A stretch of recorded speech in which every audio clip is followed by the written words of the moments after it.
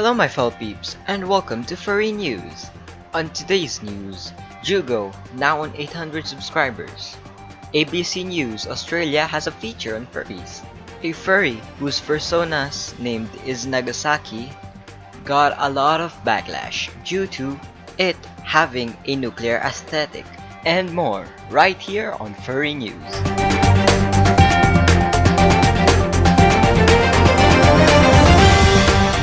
Beastars Season 2 Episode 11 was a great episode to start the end of the season, with Legoshi ready to fight Riz, Pina might be dead, and Luis leaving Shishigumi. It personally gave me mixed emotion due to it having a ton of cliffhangers in one single episode. A furry whose persona's name is Nagasaki recently received backlash due to it having a nuclear symbol on its back. The community was outraged. Not only it has an aesthetic for nuclear or biohazard, it also has a Japanese aesthetic to it that added fuel to the raging fire. The person's Twitter account might be deleted, considering when you search the Twitter handle, nothing pops up. Also, the persona has a nuclearity number that is the exact date of the bombing of Nagasaki. The person defended by saying that they have no intention to link the persona on the tragedy. Jugo Kuma, a rising polar bear VTuber now on 800 subscribers on YouTube. Jugo is a VTuber who is also a great singer. He joined Twitter on March of this year and he gained 1,800 plus followers and nearing 2,000. Furries this past month are simping for this big fluffy polar bear, and maybe you should too.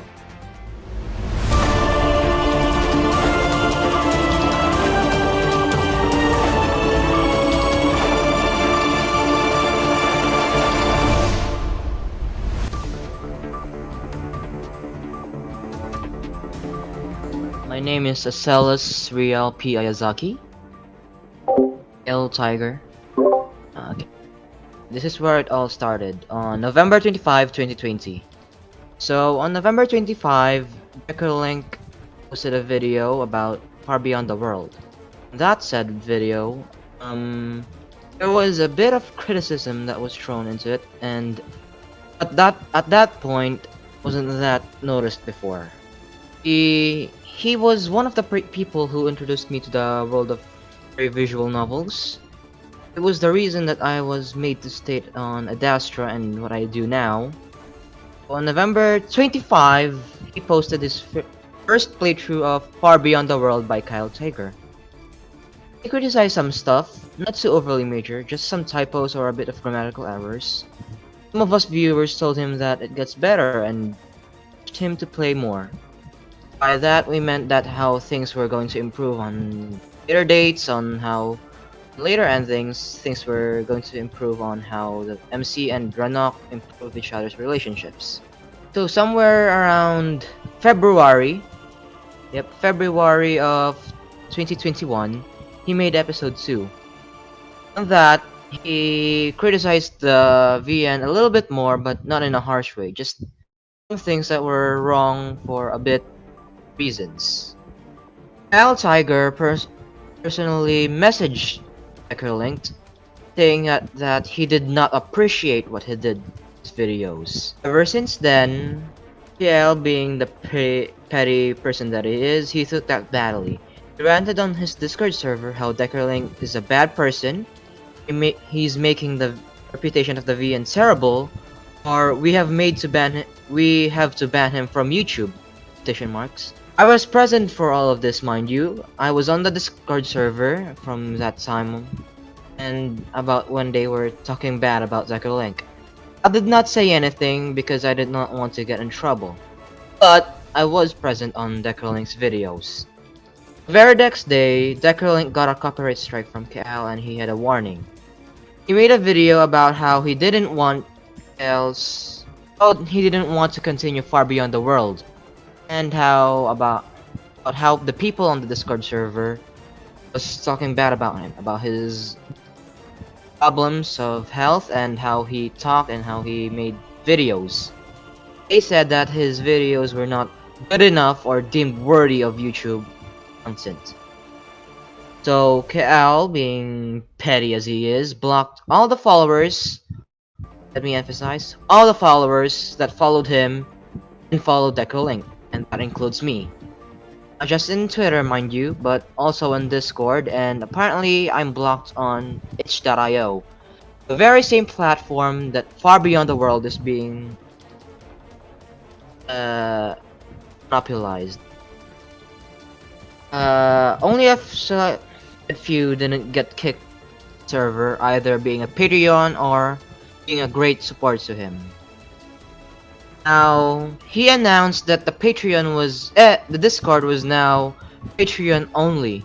And I know a lot, and I mean a lot, of people who are not Patreons and yet inside the server.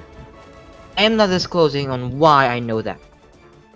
After many people doxed him and posted it on the Far Beyond the World's comment section, and after KL cried wolf, all the people on Discord about the people who are actively downvoting on the VN's rating, but naturally it's just the people who saw how shitty he is and downvoted it, the content it is really worth for. So it showed that Kyle is not only ableist but also doesn't like having bad criticism. In Deckerlink's video, he said that Kyle did not respect his gender and how he didn't want to be called he and wanted to be called a they. After that, I joined multiple Discord servers and hit the jackpot. I found someone, who I will not mention, who used to work for Kael. Apparently, he criticized the VN too, but Kael got mad and kicked him out without paying him. Now, if you go to see on Deckerlink's comment section about the video about Kael, you can see how many people were lied about by Kael and how he treated them. From simple criticism to a bit of backlash to what they said about the VN. After that, it was just a trail of bad lies by KL floating to the surface, and after that, I think KL disabled the comment section for me at the Far Beyond the World comment section. I don't know about that and other things that happened, but I think I saw someone else post a video about all the things that happened in the comment section. About how someone made a thread about how Far Beyond the World is far more similar to Adastra and how it's actually just copying Adastra from the letter. About how Ranok is just another amicus. About how the MC is trapped in a woven society just like the MC of Adastra. And the things that go on, and how about the fact that there's also a voice that's telling the MC what to do. Well, that's all that I can say for now, and since all the other things are private and I cannot disclose, thank you for letting me here. Alright, welcome, and thank you for having me here. Hey guys, it's for Kenji here again, and apparently Kero is quote-unquote moving on. And right at the start of the video, he's already done something very, very wrong. He said that person is being neutral against the issue of Kero coming back. I've watched the video and it doesn't really mean that he's being neutral to the issue. It means that he's only giving a neutral review of his coming back. You know, no one really asked the real questions when I came back. Besides one person that I saw, and props to him, he was actually neutral on the subject he was talking about. He said that why he was in prison, which implies that he doesn't really like Kero or what the things he's done. So if a person is delivering a message neutrally, it doesn't exactly mean that that person is neutral to the issue. He continues on with the quote-unquote support from all of them. Yeah, exactly, by removing the hateful comments on his videos. And he says all the attention he's gotten throughout the 3 videos he's posted has been good. Yeah, removing the Like and dislike ratio doesn't really support that. And you get ratioed by freaking Beta Eta Dolota. Okay, so shut up. Not all attention is positive attention. He also claims that Beta Eta Dolota and Majiro Strawberry supported him by quote-unquote advertising his videos. But they never did the such. Not on Twitter, not on YouTube, not on any platform. He couldn't even make a proper leaving video without having so many logical fallacies. And that ends my scene again. Yeah, back to you, Spot.